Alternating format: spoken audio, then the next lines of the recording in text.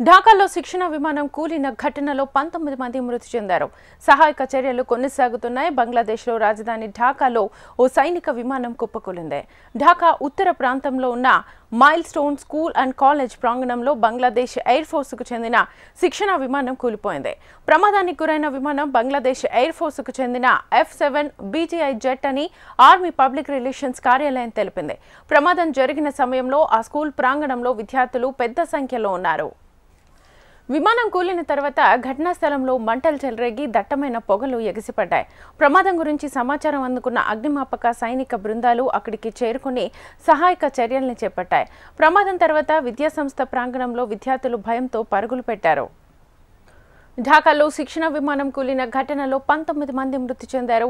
సహాయక చర్యలు కొనసాగుతున్నాయి. బంగ్లాదేశ్లో రాజధాని ఢాకాలో ఓ సైనిక విమానం కుప్పకూలింది.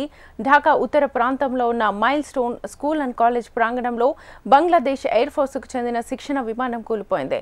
ప్రమాదానికి గురైన విమానం బంగ్లాదేశ్ ఎయిర్ ఫోర్సుకు చెందిన F-7 BGI జెట్ అని ఆర్మీ పబ్లిక్ రిలేషన్స్ కార్యాలయం తెలిపింది. ప్రమాదం జరిగిన సమయంలో ఆ స్కూల్ ప్రాంగణంలో విద్యార్థులు పెద్ద సంఖ్యలో ఉన్నారు.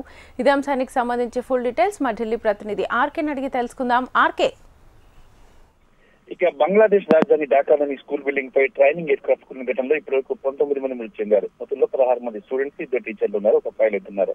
సుమారు 70 మంది తీవ్ర గాయాలతో చికిత్స పొందుతున్నారు. మృతుల సంఖ్య మరింత పెరిగే అవకాశం ఉంది.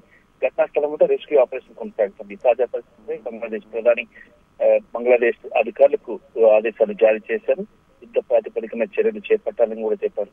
అది ప్రస్తుత పరిస్థితిగా మనం చూసుకున్నట్లయితే మాత్రం ఇది కొద్ది నెలల క్రితమే అహ్మదాబాద్ లో ఘటన జరిగింది. అది కూడా ఒక మెడికల్ కాలేజ్ మీద కూలటంతో దాదాపుగా 29 మంది మెడికల్ విద్యార్థులు చనిపోవడం, అలాగే మొత్తం టోటల్ గా 270 మంది చనిపోయిన ఘటన జరిగింది. అది జరిగి 2 నెలల తర్వాత మళ్ళీ ఈ ట్రైనింగ్ సైట్ కూలిపోవడం చాలా దిగ్భ్రాంతికి గురి చేస్తుంది. మరి ఈ దేనికి జరిగింది, ఎలా జరిగింది అనే అంశానికి సంబంధించి అధికారులు ఇన్వెస్టిగేషన్ ఆదేశించారు. బ్లాక్ బాక్స్ ఇంకా దొరకలేదు. బ్లాక్ బాక్స్ దొరికితే ఎలా జరిగింది ఈ ఘటన అనేది తెలిసే అవకాశం అయితే కనిపిస్తుంది. ప్రస్తుతానికి పరిస్థితిపై ఈ ఘటనపై ప్రపంచ దేశాలన్నీ కూడా తీవ్ర దిగ్భ్రాంతిని వ్యక్తం చేశాయి. మరి ఇటీవల కాలంలోనే ప్రపంచ వ్యాప్తంగా కూడా ఈ విమాన ప్రమాదాల అంశాన్ని ఎలా అరికట్టాలి అనే అంశం మీద ఐక్యరాజ్య సమితి కూడా ఒక సమావేశం నిర్వహించబోతుంది.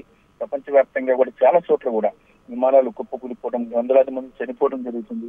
మరి దీని మీద ఇటు ఎయిర్లైన్స్ కంపెనీలతో కూడా ఒక సమావేశం ఏర్పాటు చేసి సమస్యను పరిష్కారం ముందుకు తీసుకెళ్లాలని ప్రయత్నం చేస్తున్నాయి.